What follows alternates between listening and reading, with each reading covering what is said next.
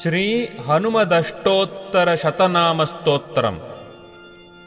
ಮನೋಜವಂ ಮಾರುತತುಲ್ಯವೇಗಂ ಜಿತೇಂದ್ರಿಯಂ ಬುದ್ಧಿಮತಾಂ ವರಿಷ್ಠಂ ವಾತಾತ್ಮಜಂ ವಾನರಯೂಥಮುಖ್ಯಂ ಶ್ರೀರಾಮದೂತಂ ಶಿರಸಾ ನಮಾಮಿ.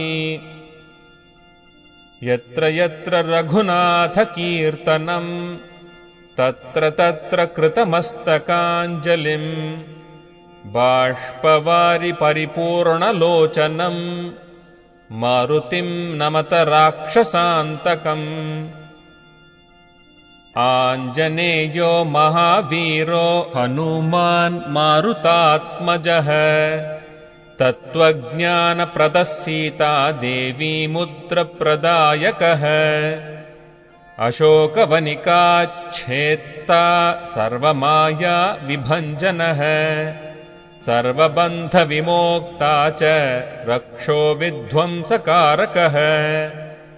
ಪರವಿದ್ಯಾಪರಿಹಾರಃ ಪರಶೌರ್ಯವಿನಾಶನಃ ಪರಮಂತ್ರನಿರಾಕರ್ತಾ ಪರಯಂತ್ರಪ್ರಭೇದನಃ. ಸರ್ವಗ್ರಹವಿನಾಶೀ ಚ ಭೀಮಸೇನ ಸಹಾಯಕೃತ್ ಸರ್ವದುಃಖಹರಃ ಸರ್ವಲೋಕಚಾರಿ ಮನೋಜವಃ. ಪಾರಿಜಾತದ್ರುಮೂಲಸ್ಥಃ ಸರ್ವಮಂತ್ರಸ್ವರೂಪವಾನ್ ಸರ್ವತಂತ್ರಸ್ವರೂಪೀ ಚ ಸರ್ವಮಂತ್ರಾತ್ಮಕಸ್ತಥಾ.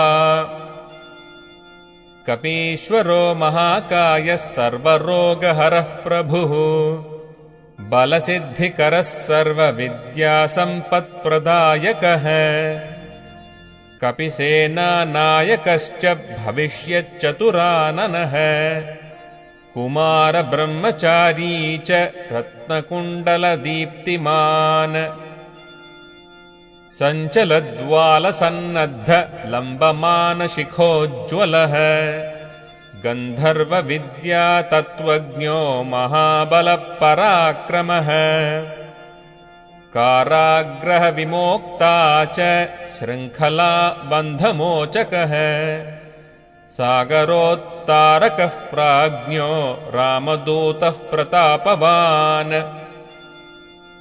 ವಾನರಃ ಕೇಸರೀಸುತಃ ಸೀತಾಶೋಕನಿವಾರಣಃ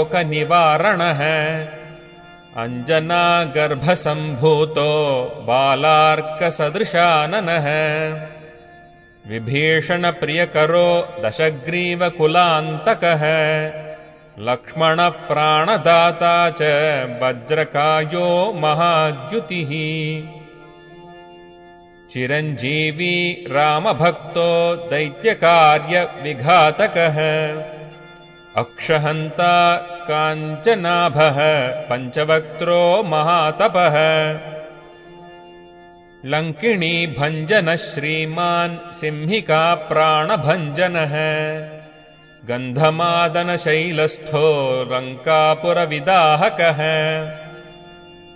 ಸುಗ್ರೀವಸಚಿವೋ ಭೀಮಃ ಶೂರೋ ದೈತ್ಯಕುಲಾಂತಕಃ ಸುರಾರ್ಚಿತೋ ಮಹಾತೇಜೋ ರಾಮಚೂಡಾಮಣಿಪ್ರದಃ. ಕಾಮರೂಪೀ ಪಿಂಗಳಾಕ್ಷೋ ವಾರ್ಧಿಮೈನಾಕಪೂಜಿತಃ ಕಬಳೀಕೃತಮಾರ್ತಾಂಡ ಮಂಡಲೋ ವಿಜಿತೇಂದ್ರಿಯಃ.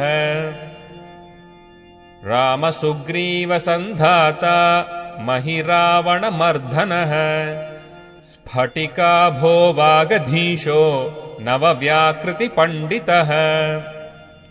ಚತುರ್ಬಾಹುರ್ದೀನಬಂಧುರ್ಮಹಾತ್ಮಾ ಭಕ್ತವತ್ಸಲಃ ಸಂಜೀವನನಗಾಹರ್ತಾ ಶುಚಿರ್ವಾಗ್ಮೀ ದೃಢವ್ರತಃ. ಕಾಲನೇಮೀ ಪ್ರಮಥನೋ ಹರಿಮರ್ಕಟಮರ್ಕಟಃ ದಾಂತಃ ಶಾಂತಃ ಪ್ರಸನ್ನಾತ್ಮಾ ದಶಕಂಠಮದಾಪಹೃತ್. ಯೋಗೀ ರಾಮಕಥಾಲೋಲಃ ಸೀತಾನ್ವೇಷಣಪಂಡಿತಃ ವಜ್ರದಂಷ್ಟ್ರೋ ವಜ್ರನಖೋ ರುದ್ರವೀರ್ಯಃ ಸಮುದ್ಭವಃ.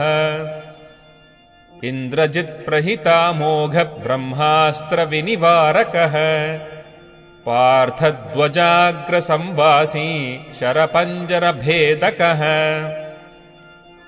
दशबाहुर्लोकपूज्यो जाम्बवत्प्रीतिवर्धनः सीतासमेत श्रीरामपादसेवाधुरन्धरः इत्येवं श्रीहनुमतो नाम्नामष्टोत्तरं शतम् यः पठेत् शृणुयान्नित्यम् सर्वान् कामानवाप्नुयात्।